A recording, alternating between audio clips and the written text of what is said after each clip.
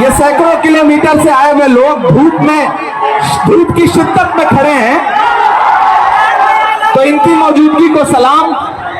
मुझे पता है नया पाने की चाहत में पुराना छूट जाता है, नया पाने की चाहत में पुराना छूट जाता है। तुझे अपनाऊं तो मुझसे जमाना रूठ जाता है। मोहब्बत पढ़ने लिखने में बहुत आसान है, लेकिन मोहब्बत को निभाने में पसीना छूट जाता है। इमारत शरिया के एक बुलावे पर पूरे बिहार, पूरे बंगाल, पूरे उड़ीसा, पूरे झारखंड के कोने कोने से आए हुए अपने हमउम्र साथियों को, अपने बुजुर्गों को सलाम करता हूं। अगली थोड़ी देर आपसे मुखातिब रहना चाहता हूं। दिल्ली में बैठी हुई सरकार एक बिल लेकर के आई है, वक्फ अमेंडमेंट एक्ट। हम ही को कातिल कहेगी दुनिया, हमारा ही कत्लेआम होगा। हम ही को कातिल कहेगी दुनिया, हमारा ही कत्लेआम होगा।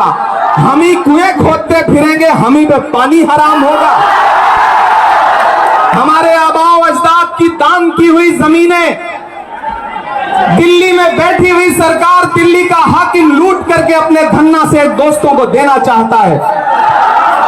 इसलिए यह बिल लेकर के आया गया है। पूरे मुल्क में इस बिल के खिलाफ एहतजाज हो रहा है। देश की पार्लियामेंट में आपने देखा, हम सारे लोगों ने इस बिल के खिलाफ लगातार लड़ाई लड़ी, लेकिन नंबर उनके पास है, इसलिए यह बिल पास हो गया।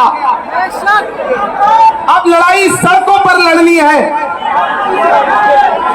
देश की माननीय उच्चतम न्यायालय में, सुप्रीम कोर्ट में यह मुकदमा ऑलरेडी पेंडिंग है, और मुझे पूरा यकीन है कि हमारे देश की सुप्रीम कोर्ट इंसाफ जरूर करेगी।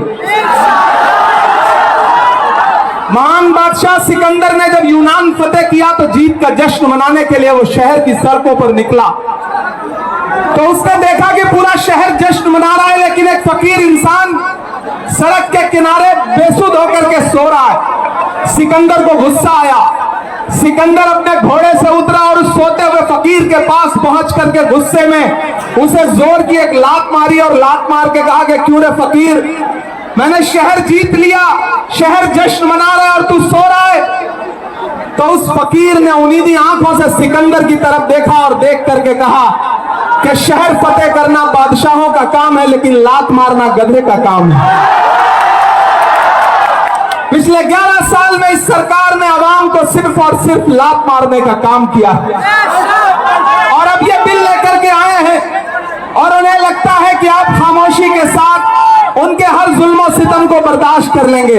हमें पता है नहीं करेंगे, नहीं करेंगे ना, नहीं करेंगे ना। आपकी यहाँ मौजूदगी इस बात की गवाह है। मुझे पता है धूप बहुत ज्यादा है, इसलिए हजारों की तादाद में लोग दरख्तों के नीचे किनारे बैठे हुए हैं, वो बीच में नहीं आए, लेकिन फिर भी आज पूरा पटना, पूरा बिहार जाम हो चुका है। लोग लाखों की तादाद में घर से निकल करके आए हैं।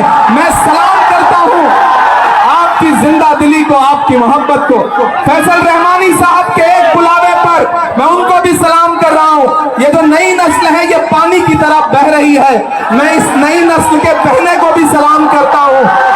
बहुत तकरीर नहीं करनी है, बस इतना कहना है कि नहीं, ऐसा नहीं होगा, कभी ऐसा नहीं होगा, कभी ईमान का कुरान का सौदा नहीं होगा।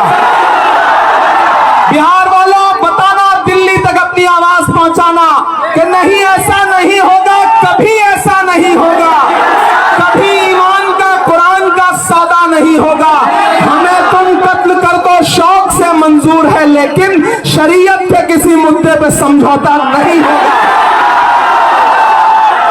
एक आखिरी बात आपसे कह रहा हूं साथियों,